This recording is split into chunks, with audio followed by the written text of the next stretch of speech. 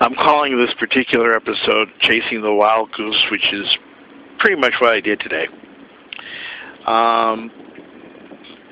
Just a couple of really quick, unrelated thoughts. I sincerely hope that the decision against Samsung is not going to affect my usage of the Android system. I love Android phones. They're very easy to use, and I selected an Android for one reason that has absolutely nothing to do with anything Apple wants to do. My Android phone is connected to my Gmail account, and knowing how I tend to donate phones to needy people, in other words, I tend to lose them or have them stolen. I figure that if I buy another phone, and if it's an Android, I got all my contacts backed up, so I don't have to worry about anything. You ever had that problem? Lose a phone, and I've lost all my contacts, especially all the B calls I had on standby. Anyway, not that I have any B calls on. I don't have any B calls on standby at all. Volunteers? Also, this morning, the shooting at near the Empire State Building. First off, when we got the first messages, we thought that it was going to be another thing about terrorism, and we'll have to start looking for either smarmy Arabs or smarmy white people or even smarmy black people. I don't know. And then we find out that basically it might have been a guy who lost his job a year ago and now wants to, shoot up the place. It's amazing, but I have noticed something. They've told me that these type of things happen every time there is an economic downturn, and I'll go with that. But to be honest with you, this soon, in 5 weeks, starting with Aurora all the way down to this morning, with the Sikh temple and a couple of other things thrown in, something's up. I'm telling you, something is up. I don't know what it is. Folks like Alex Jones think that it's the administration trying to talk you into to giving up your guns, because everyone's going to say, "Oh my God, if we had less guns, this would not be happening." But then, it doesn't take into consideration what happened at L. Cool J's house. Somebody tried to get into his house, and you'd think that, he would grab a gun and shoot the guy. No. Mom said knock him out, so he knocked him out. Not one shot was fired. Anyway, as many of you know, I am now pretty much without income. My unemployment insurance has been canceled. So I thought the prudent thing to do was, be proactive and go down to the DPSS office and take care of that. Now the problem is at the DPSS office.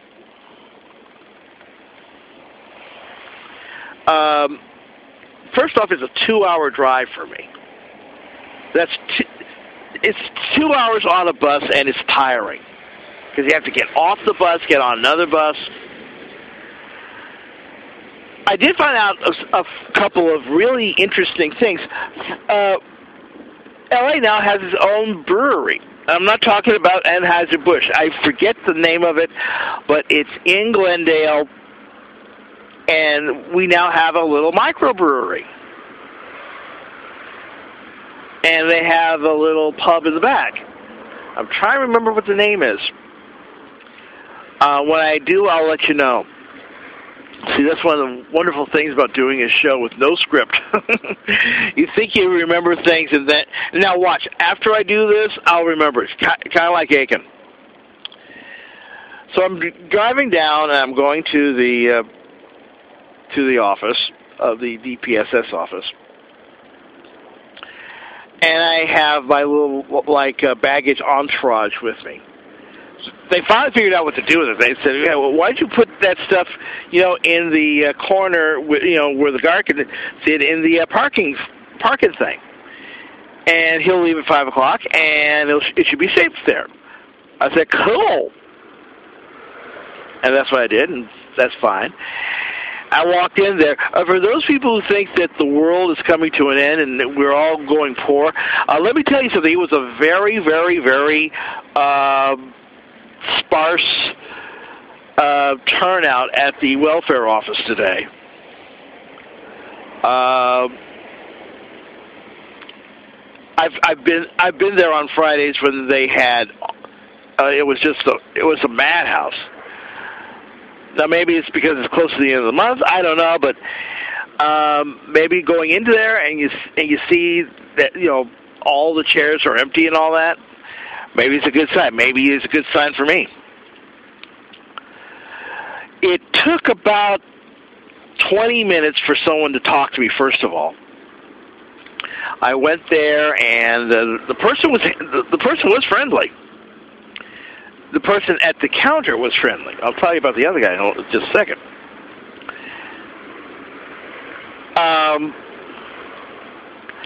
The problem was that the computers went down. And I made a joke about, watch out for a note from the governor saying, don't give this guy any money. The thing breaks down, and now I'm thinking, maybe I spoke too soon. So, actually the person handled it very, very well, and it was all taken care of there. So they gave me a whole bunch of things to fill out, and they told me to sit in this area, which was great because it was the only area that actually had a plug so I can charge my phone. But it took, I'd say, from the time I sat down to the time I actually talked to somebody, 90 minutes. So the first thing, was really quick, 20 minutes. Now it's another 90 minutes. Now, please understand, the person who was my worker said, "Come on down. Come on down today." I thought, something would be done. I mean, I know that I wasn't going to get everything, but at least, the ball would be rolling and things like that. Come to find out that because I got the money, my last unemployment check, because I got that in, this week in August, I was ineligible for any cash benefits. So now I have to start all over again on the 4th. That's a week from Tuesday. That means, of course, I will be stuck in Canoga Park for the next 2 weeks. I'm not saying that's a bad thing. There are worse places to be than Canoga Park. Still in all. There are a couple of things that I'm looking to do, and I'm going to talk with you about it, and hopefully, if you're listening to this, I hope that you might be able to, give me some feedback on that. In the meantime, if you want to help me out, radiodon.yolasite.com, that's YOLASITE.com, and just click on support us, and there's a little thing to send the thing through the PP, and I'll be very happy. And I hope that you have a good weekend. I will probably talk to you tomorrow. Have a great day. Bye.